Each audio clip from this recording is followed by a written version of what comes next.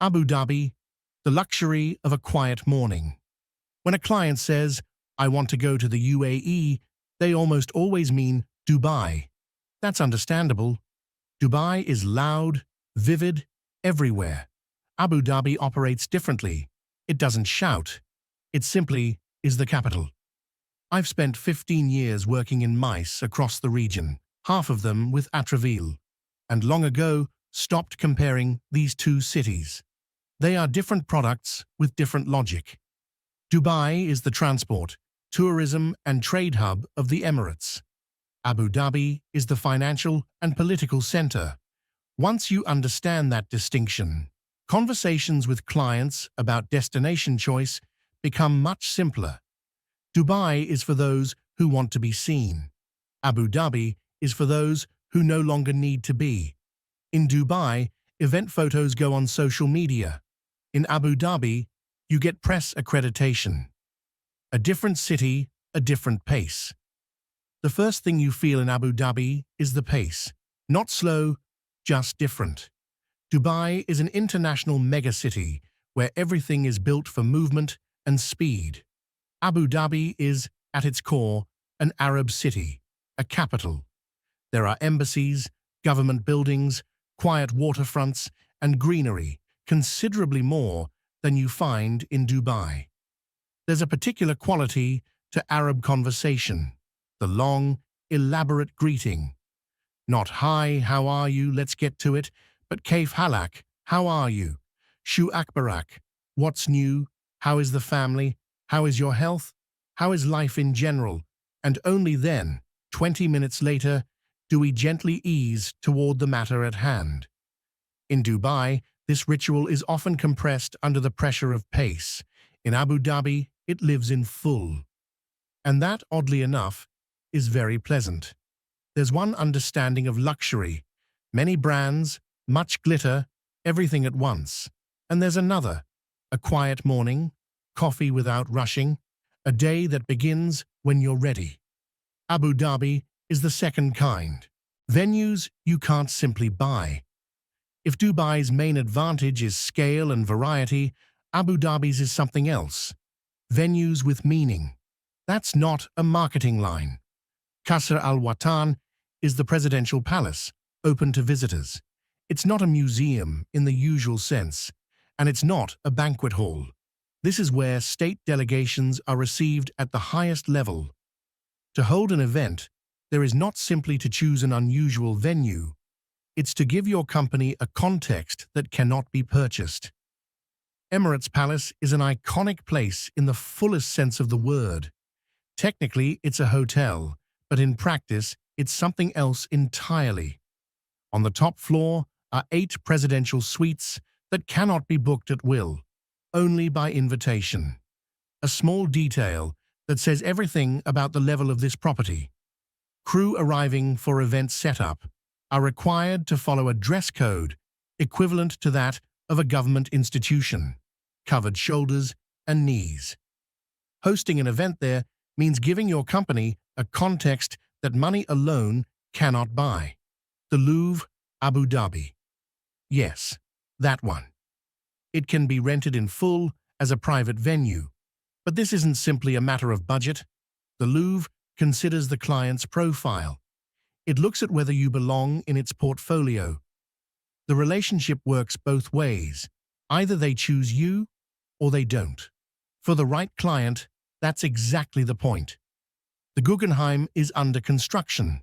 The roster of world-class venues in Abu Dhabi continues to grow. The Formula One circuit.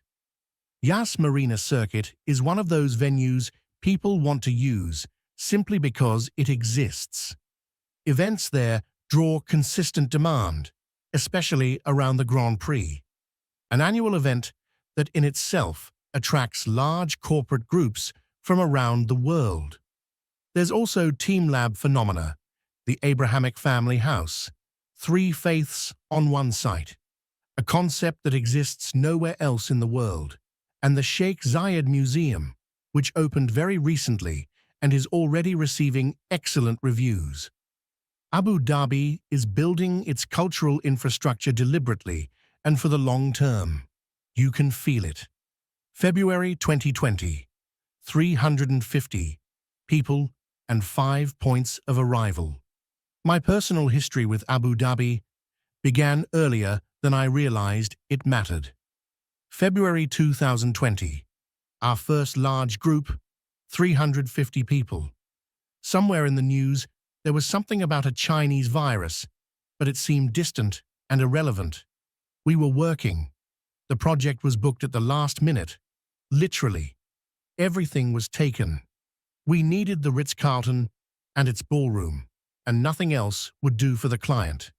In the end, we got it, pulling it away from an Indian wedding that had been eyeing the same dates. I still hope things worked out for them somewhere else. Guests arrived at 5 different points. 3 terminals of Dubai International Airport DXB, Al Maktoum, and what was then still the old Abu Dhabi Airport. People had booked their own flights, so the information came in every which way. I won't describe all of it. Any professional knows what logistics look like when guests book their own tickets. But in the end, we met everyone, transferred everyone, and settled everyone in.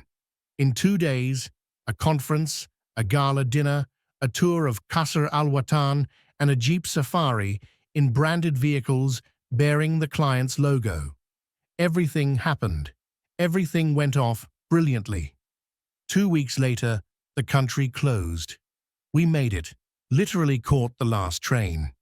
This event remains one of those I remember with particular warmth. Not because everything went smoothly, because we pulled it off against the odds, and it worked. When the sky closed. The second case is a different kind of story, and perhaps the best illustration of what it means to work with Abu Dhabi as a partner, not just a destination. A group was in the city when everything started. Strikes, closed airspace, uncertainty. The kind of situation where it's very easy to find yourself alone with panicking guests and a sense of complete helplessness. I wrote to Abu Dhabi Tourism. Not a contact form, I wrote directly. A representative came in person. She met with the group's leaders, talked with them, and brought calm. Not through protocol, but person to person. Abu Dhabi Tourism then covered full accommodation and 3 meals a day for all stranded guests throughout the period of forced delay. Part of the group flew out a day later, part only after 4 days. Every one of those days was fully covered by Abu Dhabi Tourism Board. This was not a decision made for one group. This is how Abu Dhabi Tourism acted toward all stranded guests. It was a decision made at the Emirate level, taken because it was the right thing to do. Moments like this are remembered forever, and they determine who you work with again. DCT, support that actually exists. The Department of Culture and Tourism. Abu Dhabi actively promotes the destination and supports major events. There is a support program through which, in certain cases, sponsorship can be obtained for part of the program. A gala dinner, for instance. I deliberately don't go into the details. They change, and it's better to check directly for each specific group. As for working with DCT in general, yes, it's a government structure, with everything that implies. Processes are not fast, approvals take time. But they support press and fam trips and are genuinely willing to help with destination promotion. And in a critical moment, they can allow themselves to make decisions after which you forget about long approval chains and other inconsequential details. Real limitations. There are significantly fewer hotels than in Dubai. That's a fact to account for when planning. Last year, we had a group of 250. We needed a ballroom for 4 consecutive days. Set up, 2 days of conference, gala dinner. Finding a venue with that kind of uninterrupted availability proved nearly impossible. In the end, the gala dinner moved to Emirates Palace, which honestly turned a constraint into an advantage. But it required flexibility from the client, and fortunately, that flexibility was there. Fewer suppliers too. Yachts are a story of their own. Many private yachts in Abu Dhabi simply aren't available for charter because the owners don't need to rent them out. Finding a good yacht for an event is harder than in Dubai. Audio and visual equipment is often brought from Dubai, an hour and a half on the road, and that's been the norm for a long time. Not a problem. Less nightlife. But honestly, I've long since moved past the age when that would be an argument against anything. For a corporate group that came for culture and status, it's not a minus at all. Who this destination is, for I won't say people without taste go to Dubai, but I will say that people with a particular kind of taste go to Abu Dhabi. Those for whom substance matters more than spectacle, who need not the most popular venue, but the one that is right for them, who want the event to be remembered not for what it cost, but for what it meant. Government and semi-government structures, large corporations with protocol requirements, companies for which the status of a partner and location matters as much as logistics. That is the Abu Dhabi audience. And it's worth noting that during the pandemic, when international tourism stopped, the city remained relatively resilient for exactly this reason. Internal corporate events, government structures, local companies. Demand didn't disappear, it simply changed shape. Abu Dhabi doesn't try to be Dubai, and that perhaps is its greatest strength. This is a destination that knows what it is, and offers exactly that, without apology and without unnecessary noise. The capital doesn't need to compete. It just needs to be itself.